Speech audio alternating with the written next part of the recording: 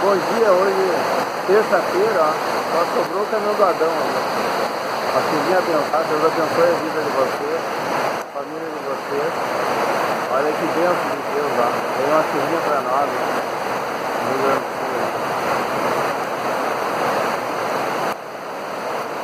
Então, a carreta está indo embora, já descarregou, vai embora. Acelerando.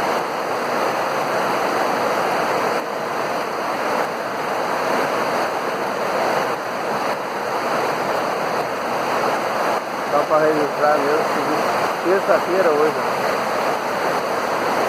Dia abençoado, Rei da Loja. Já Santa Maria. Muito obrigado, um bom dia.